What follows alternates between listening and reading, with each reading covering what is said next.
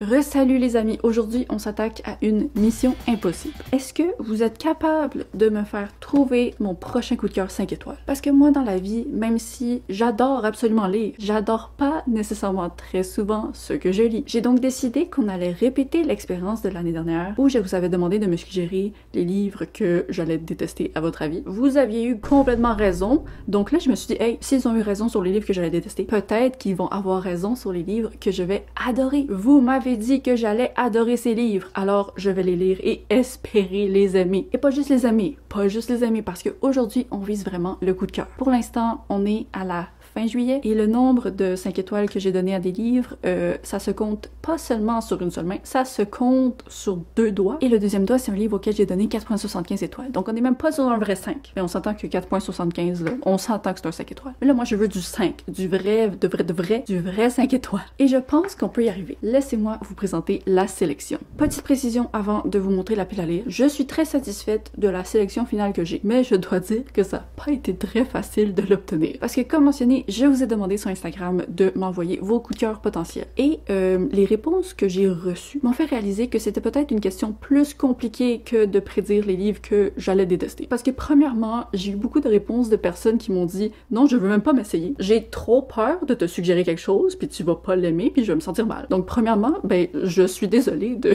Est-ce que je vous traumatise? Je suis désolée de vous stresser, c'est pas l'intention. Même si je finis par ne pas aimer les livres qu'on m'a suggérés, c'est pas grave. La moitié du temps, j'aime pas nécessairement les livres que je me choisis pour moi-même. Mais donc aussi, on m'a suggéré beaucoup de livres que j'avais déjà lus et aussi que parfois j'avais pas aimé. Donc je me suis dit que j'allais me faire une petite règle pour la sélection. Uniquement prendre des livres qui figuraient déjà dans ma pile à lire. Comme ça, si jamais c'est des flops, ça fonctionne pas, ben les personnes qui me les auront suggérés ont pas à se sentir mal parce que ce sont des livres que j'ai choisis pour moi-même aussi. Je pensais que j'allais les adorer. Alors allons-y, ok? Allons-y! Je pense qu'il y aura beaucoup de personnes heureuses de me voir enfin lire Six of Crows de Leigh Bardugo. Je vais le lire dans la version originale, mais évidemment, il est traduit en français. Ça, je dirais que au fil des années sur ma chaîne, c'est un titre pour lequel j'ai reçu énormément d'avis positifs chaque fois que je l'ai présenté dans une vidéo, chaque fois que j'ai fait part de mes doutes face à lui parce que j'ai pas du tout aimé Grisha de la même autrice. On m'a toujours assuré que c'était complètement différent, que c'était incroyable, puis c'est genre le type de livre qui se ramasse là, dans le top 3 des livres préférés d'une personne après l'avoir lu. Donc, je suis très excitée de le lire et je tiens aussi à mentionner que c'était la suggestion de Louis D dans le bocal des membres. Donc, le jour est enfin venu. Ok, on va le faire. Si je l'aime pas vraiment, je vais être découragée. Pour le deuxième livre, j'y suis allée avec une autrice de qui j'avais déjà adoré 2 romans dans le passé. Donc, même si j'ai pas absolument aimé tous les romans publiés par Emily St. John Mandel, ça reste qu'il y a quand même 2 coups de cœur en arrière là, pour l'aider. Alors, Sea of Tranquility, qui a été traduit en français sous le titre La mer de la tranquillité, et c'est Pascal qui me l'a suggéré. C'est de la science-fiction avec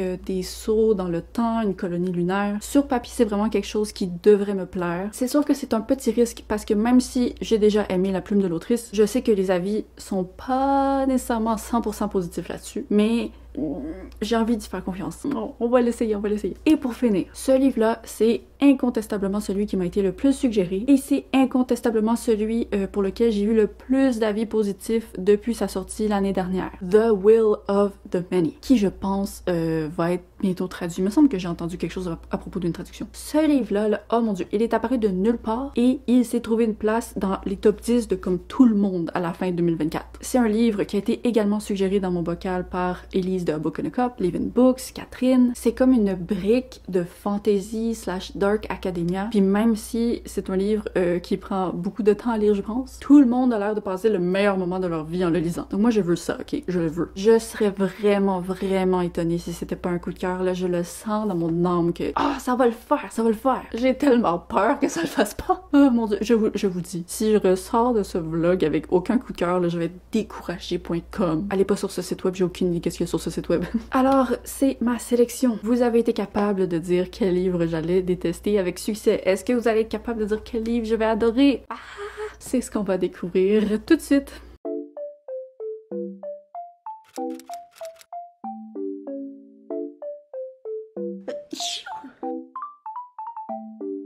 Ok, j'ai aucune idée de comment vous résumer ce livre. J'en ai lu la moitié, là. Je suis à la page 124.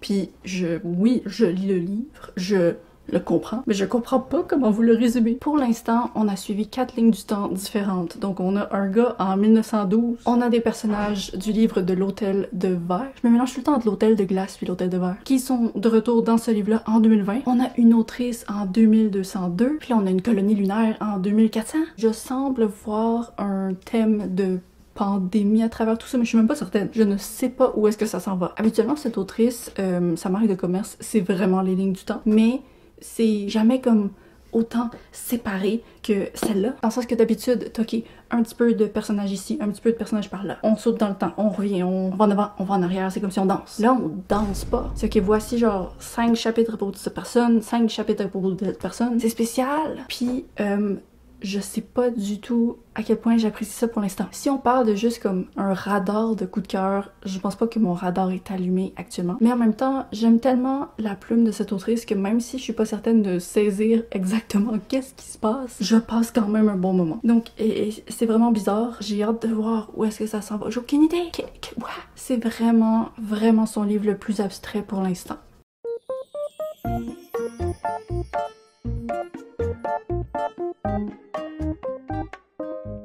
Ok, si vous aimez pas les livres de pandémie, pas d'inquiétude, c'est un livre de voyage dans le temps. Oui, on mentionne brièvement une pandémie, mais c'est un livre de voyage dans le temps. Ce qui était une chose que je savais quand j'ai acheté ce livre, mais que j'ai oublié depuis. Alors, je l'ai terminé hier soir, et je dois dire que pour toute la confusion que j'ai ressentie dans la première moitié, la deuxième moitié a nettement compensé. Littéralement, ça a juste pris comme quelques pages, 2 ou 3 pages après ma dernière mise à jour, pour qu'enfin, il y a le déclic dans mon cerveau, puis que je comprenne enfin, ok, on s'en va où? Et par la suite, ben, c'était juste un voyage agréable. Je trouve que c'est un livre qui utilise pas nécessairement 100% de son potentiel. Il est vraiment très court, il fait 255 pages, mais la plupart des pages sont comme très espacées, tu sais, ça se lit vraiment rapidement, genre une journée. Et je pense que j'aurais apprécié beaucoup plus cette histoire, puis l'audace de son concept, si ça faisait peut-être 500 pages. Puisqu'on a affaire à plusieurs lignes du temps, beaucoup de personnages, j'aurais vraiment apprécié qu'on passe un peu plus de temps avec chacun d'entre eux, qu'on apprenne mieux à les connaître, puis que après ça, les révélations qui arrivent à la fin, le dénouement, blablabla, ben, ça a un impact encore plus grand parce que on a développé un vrai attachement envers les personnages. Là, c'est pas que je les aimais pas, j'étais intéressée à eux, tu sais, il y avait pas de problème avec les personnages. C'était juste que je voulais plus d'eux. Comme toujours, la plume de cette autrice, j'aime tellement comment elle écrit. Donc, tu sais, même si, oui, les 125 premières pages du livre, je comprenais pas trop qu'est-ce que je disais, je l'appréciais. Et la deuxième moitié, même si je voyais clairement, ok, bon, je pense pas que ça puisse être un coup de cœur, parce qu'à mon avis, c'est ça exploite pas les idées au maximum, ben ça reste que c'était quand même un plaisir à traverser, ça se lisait tellement bien. Même, tu sais, les détails que je comprenais pas, les choses que j'arrivais pas à visualiser parce que c'était rapide, j'ai jamais eu une impression de comme, c'est une lecture désagréable à cause de ça. Il y a juste vraiment quelque chose dans la façon qu'il écrit qui résonne avec moi. Donc, la note, c'est un petit peu difficile. Je pense que ça atterrit à un 3.75. Puis d'un côté, c'est comme, à la fois, je me sens mal de donner la note parce que j'ai l'impression que c'est trop bas, parce que j'aime juste tellement comme la direction qu'elle a voulu prendre avec ce livre, j'aime comment elle écrit, mais aussi, j'ai l'impression que c'est une note vraiment trop haute que je lui donne parce que j'ai quand même passé la première moitié du livre à rien comprendre. Rien comprendre, c'est une exagération, mais quand même. C'est le genre d'œuvre où si quelqu'un me dit « moi j'ai vraiment pas accroché, j'ai donné genre 2.5 étoiles », je vais être comme « ouais, je comprends ». Puis si quelqu'un me dit « moi j'ai vraiment adoré, j'ai donné 5 étoiles », je vais être comme « ouais, je comprends ». C'est spécial. Donc voilà, ça ne fonctionne pas pour l'objectif de ce blog, c'est pas un coup de cœur, mais c'est quand même une lecture que je suis très contente d'avoir lue, puis ouais, je vais continuer à lire Emily St. John Mandel dans tout ce qu'elle publie dans le futur parce que c'est douillet pour mes yeux. Ok, on passe à la prochaine lecture.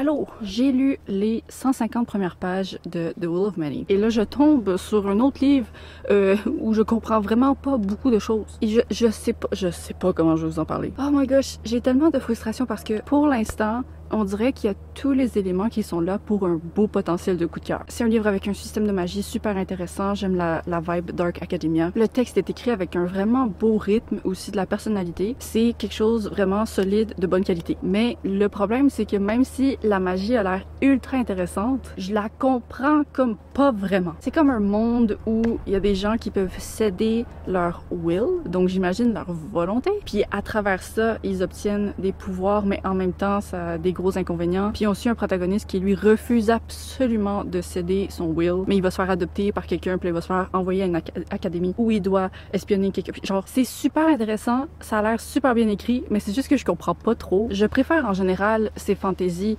minimalistes dans leur présentation, tu sais, ça fait pas juste te donner des paragraphes et des paragraphes d'explication. Genre ça, c'est vraiment une approche que j'aime généralement où, ok, on te présente des choses, mais tu utilises ton cerveau pour les comprendre. Sauf que là, mon cerveau, il arrive pas à les comprendre. Donc, je sais pas. C'est vraiment bizarre comme expérience pour l'instant. J'espère vraiment que je vais finir par comprendre parce que, comme je le dis, il y a un gros potentiel de coup de cœur autrement. Je trouve que c'est vraiment intéressant ce qui est fait avec ça, puis je comprends pour l'instant pourquoi les gens ont beaucoup adoré. J'aimerais juste comprendre. Donc là, je passe le week-end en nature, comme vous le voyez. D'ailleurs, le soleil est vraiment intense, j'aurais dû me prendre un chapeau. Et ben, je vais essayer de lire le plus possible que je peux avant que je parte demain. Et donc, on va se reparler en espérant que la prochaine fois, j'ai mieux compris qu'est-ce qui se passe. Bye!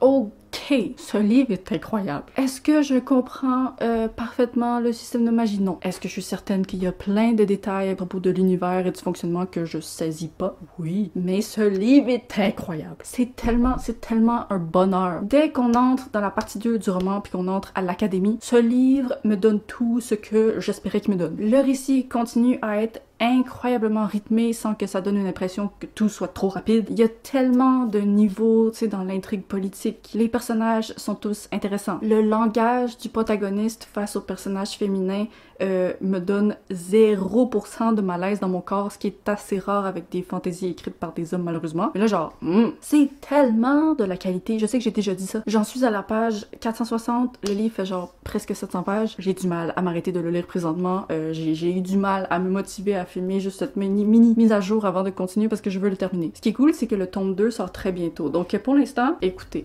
je veux pas rien ruiner là. Mais malgré ma confusion, pour l'instant, le potentiel de 5 étoiles est très réel et très présent. Ok.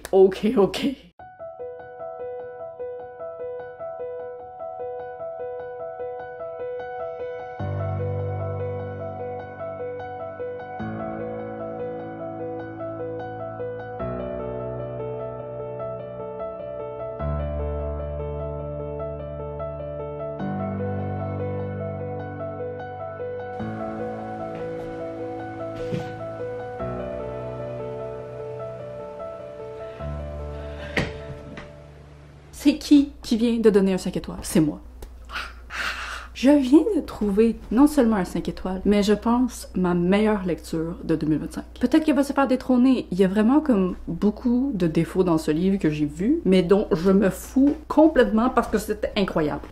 Du bonheur. J'étais tellement stressée en lisant genre les 200 dernières pages de ce livre. Ça, c'est toujours bon signe. Parce que moi, dans la vie, la plupart des romans que je lis, il faut vraiment que ce soit comme des circonstances très spécifiques pour que je ressente littéralement quelque chose physiquement face au sort des personnages. Je peux conceptuellement me préoccuper de leur sort, je peux leur souhaiter, tu sais, de réussir, mais il y a juste une poignée de livres à chaque année qui me font m'asseoir sur ma chaise, pis comme s'il vous plaît, mourrez pas les amis, s'il vous plaît. En même temps, je dis ça, puis s'il y a personne qui meurt, à chaque fois je suis comme non, il aurait dû y avoir quelqu'un qui meurt. Là, j'ai été servie, hey, c'est merveilleux, merci. Ok. Bon, écoutez, j'ai adoré. La quantité de fois que le protagoniste s'est évanoui, c'était ridicule. Les 15 derniers chapitres, je pense qu'il y a 10 chapitres qui se terminent avec lui qui s'évanouit. C'est n'importe quoi, mais je m'en fous! C'est tellement merveilleux de faire face à des choses qui sont pas, tu sais, des éléments positifs, genre ouais, ça pourrait être mieux, mais je m'en fous parce que mon expérience de lecture, ben j'ai pas besoin d'en avoir vécu une meilleure parce que ce que j'ai vécu c'est excellent. Est-ce que je peux vous expliquer parfaitement le système de magie? Non, je peux toujours pas, mais je m'en fous. Ce monsieur qui écrit ce livre-là, il a un cerveau. Moi, le mien, pas encore à son niveau, ok? Mais je vois que c'est lui qui a le cerveau, c'est pas moi. C'est pas grave.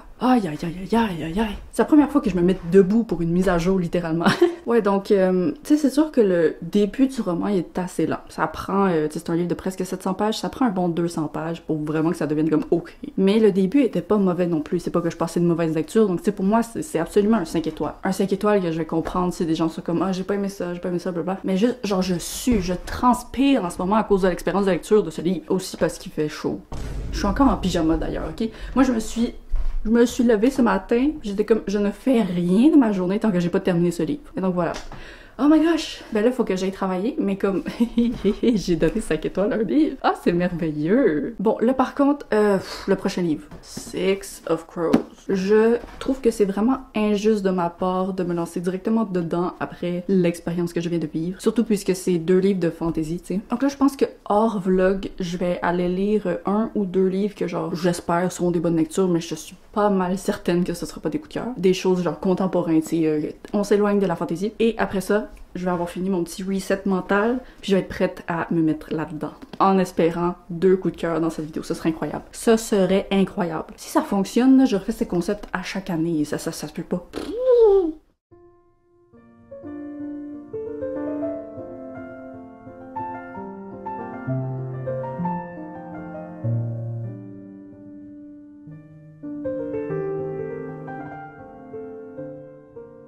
Hello! J'ai commencé à lire Six of Crows. On va s'en parler très bientôt, mais là j'aimerais ça vous montrer les petits achats que j'ai faits à l'Otakuton. La chose qui a vraiment été incroyable à propos de mes décisions monétaires cette année, c'est pas que j'ai enfin trouvé un travail, parce que même si j'en ai un, honnêtement, en ce moment je fais tellement peu d'heures que ça fait pas de grande différence dans mon compte de banque, mais c'est que juste avant d'aller à la convention, je sais pas si ça se dit en français, j'ai reçu un recours collectif d'Apple de 111$. C'est-à-dire qu'il y a quelque chose que Apple le fait contre moi dans ma vie que je savais même pas. Et on m'a envoyé de l'argent grâce à ça.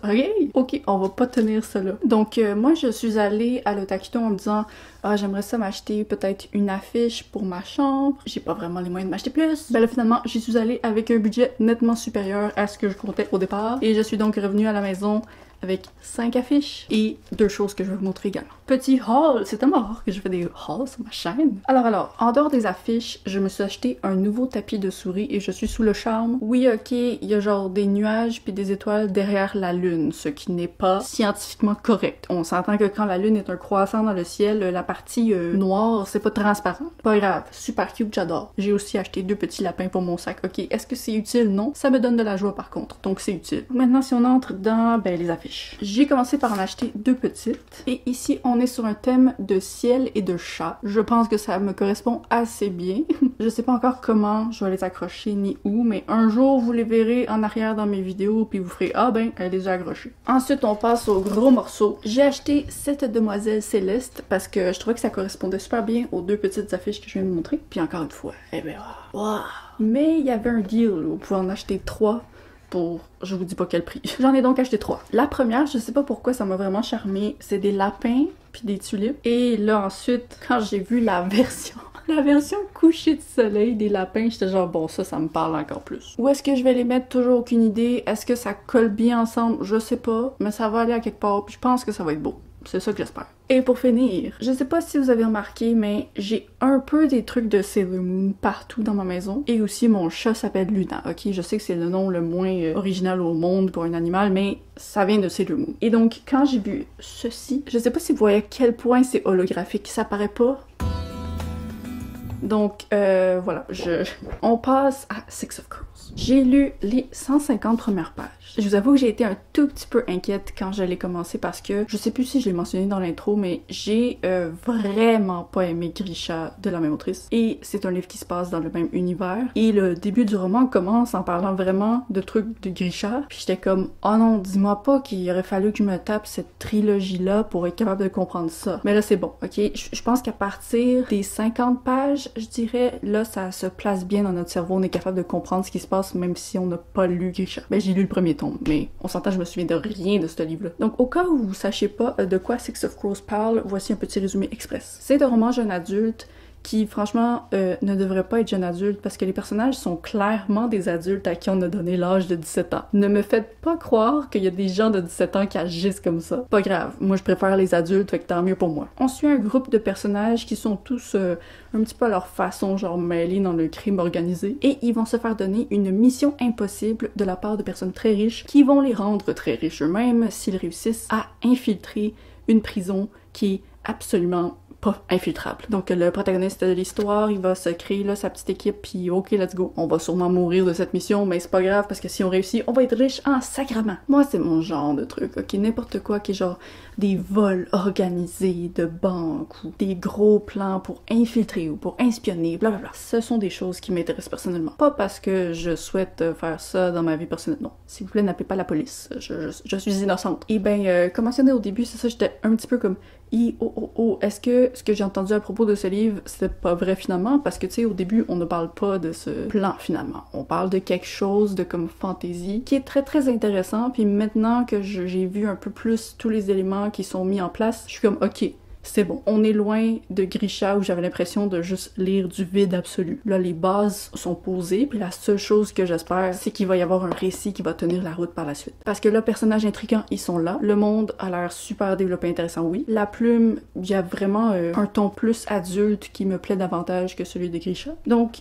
est-ce que pour l'instant je vois un coup de cœur? Pas nécessairement avec ce que j'ai lu, mais le potentiel est encore là. Ça pourrait encore atterrir à un 5 étoiles. Alors je vais continuer à le lire. J'avoue que je le lis un peu plus lentement que les autres livres en général, parce que même si j'aime ça, ben il y a quand même beaucoup de noms, de mots, de trucs. Donc il faut que mon cerveau travaille en lisant. Puis je trouve ça vraiment drôle, ça me fait rire moi-même à chaque fois. Parce que quand j'ouvre le livre, j'entends juste la voix de la TikTokeuse américaine qui était comme "There's too many words. Why are the pages so filled with so many words? Like what the f-" Donc ouais, ok, ce livre est peut-être intimidant sous certains aspects, mais il y a pas trop de mots. On va pas commencer à dire ça à propos des livres.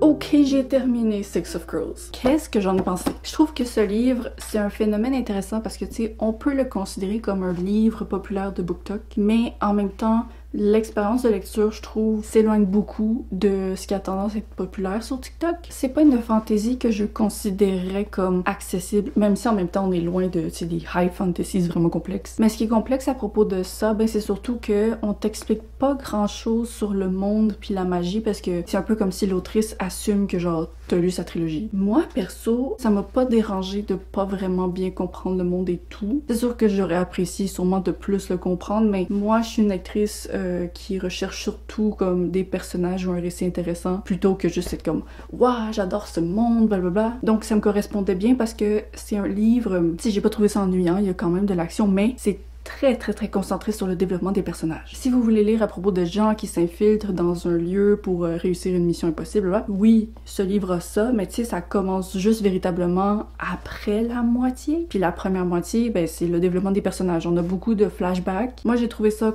quand même intéressant. C'était pas trop énervant, mais tu sais, j'ai vu des gens qui étaient comme yo, c'est trop là. Il y a trop de personnages, il y a trop de points de vue, il y a trop de flashbacks. Puis je comprendrais pourquoi ce serait lourd pour quelqu'un. Moi, ça l'a pas été pour moi. En fait, je dirais que j'aime beaucoup les personnages de ce livre, puis j'aime que dans leurs réactions, dans leurs réflexions, tout ça, on s'éloigne encore une fois des stéréotypes très évidents des personnages populaires sur BookTok. Je trouve que tout le monde est bien construit là-dedans. Et les romances aussi. Tu sais, c'est le genre de truc, pourquoi tous les personnages ont une romance comme les uns avec les autres, mais de la manière que c'est présenté, c'est tellement pas trop intense que genre ça me va. Mais est-ce que c'est un coup de cœur? La réponse de mon cœur, c'est non. Mais attendez quand même ma note, parce que ma note...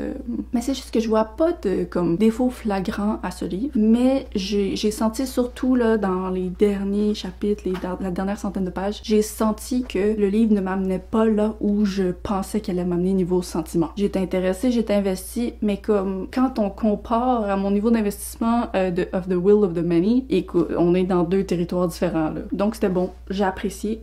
Je vais absolument lire la suite là, je suis intéressée à continuer, ce qui est vraiment rare parce que généralement, même quand j'apprécie un premier tome, j'ai pas nécessairement l'envie de continuer la série. Là, j'aimerais bien retrouver les personnages, j'ai hâte de voir leur évolution. Mais je pense qu'il me manquait de la clarté. C'est un peu étrange de dire ça quand The Will of the Many, il y a tellement de choses que j'ai pas compris, mais comme j'arrivais super bien à suivre quand même qu'est-ce qui se passait, alors que là, les événements les plus importants / la fin, là, j'étais un peu perdue dans l'action, j'étais comme, ok, qui est où, il fait quoi, comme, oh mon dieu, comment ça, ils sont sortis de ça, qu'est-ce qui se passe? Je trouvais que c'était pas nécessairement fluide comme infiltration. Tandis que dans The Will of the Many, oui, je peux pas vous expliquer le système de magie sacrément, mais tu sais, toutes les épreuves finales, je peux vous expliquer exactement qu'est-ce qui se passait. Alors, ma note, je lui donnerais quand même un 4.5 étoiles, peut-être un généreux 4.5, genre ça aurait pu être un 4.25, mais on dirait qu'en moi, vu que je sais c'est quoi la réputation de ce livre, puis que je sais à quel point j'ai pas aimé l'autre livre de l'autrice, ça a juste été pour moi une agréable surprise, une expérience de qualité. Je trouve ça rassurant de voir que un livre écrit comme ça, construit de cette façon, a reçu un tel succès sur les sphères, genre de livres populaires qui sont souvent vus comme de la basse littérature. Puis je veux pas entrer dans le débat de la basse littérature parce que tu sais, tout type de lecture assez bien fait, mais on s'entend là qu'il y a des trucs recommandés sur BookTok que tu lis ça pis t'as l'impression que ton cerveau ils font après quand même. Alors, je pense que c'est la fin de ce vlog. Quelle est la conclusion de cette expérience? Déjà, la question de base, est-ce que je vais aimer les livres qu'on m'a dit que j'allais aimer?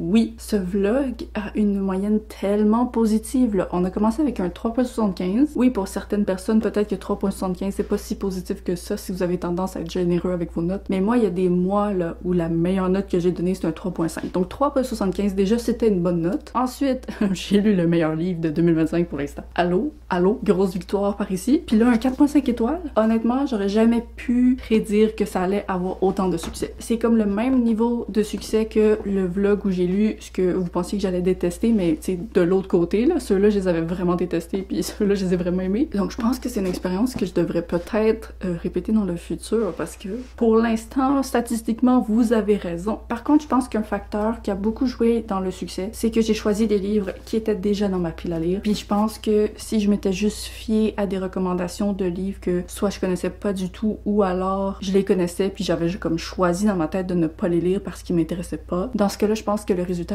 aurait été vraiment différent. Mais comme j'ai mentionné au début, j'étais un peu stressée de la position dans laquelle ce vlog me mettait. Parce que j'étais comme, je veux pas genre faire sentir mal les personnes qui m'ont recommandé les trucs si jamais je les déteste. Tu sais, dans le cas du vlog où j'ai lu ce que vous pensiez que j'allais détester, si jamais j'avais adoré les livres, ben ça aurait pas été un problème parce que tu sais, vous allez pas être offensé que j'ai aimé les livres finalement que vous pensiez que j'allais détester. Alors que là, tu sais, ça aurait pu blesser les gens. Donc je sais pas trop ce que je vais faire dans le futur, mais j'aimerais bien retenter un jour là, ce truc, surtout si il y a une autre année où j'ai besoin de coup de cœur parce que ça a été efficace. Oh my god. Alors moi, ce que j'aimerais savoir avant qu'on se laisse, c'est est-ce que vous avez généralement une bonne idée de ce que vous allez aimer? Ou est-ce que vous vous fiez surtout sur les avis des autres avant de vous lancer dans un livre parce que autrement c'est trop risqué? Moi personnellement, je dirais que je suis vraiment mauvaise un peu pour savoir ce que je vais aimer parce que tu sais, la majorité des choses que je choisis de lire finalement je les aime pas tant que ça, mais en même temps j'ai pas l'impression que c'est parce que je sais pas encore ce que j'aime, parce que je sais ce que j'aime, mais très souvent j'ai des livres que je suis comme j'aurais dû t'adorer mais t'as fait des choses que j'ai pas adorées, donc je sais pas trop. Alors si jamais vous avez aimé cette vidéo et que vous n'êtes pas encore abonné, ben n'hésitez pas à le faire. J'espère que ça vous a plu. On se revoit la semaine prochaine. Il y a une vidéo la semaine prochaine. Bye bye.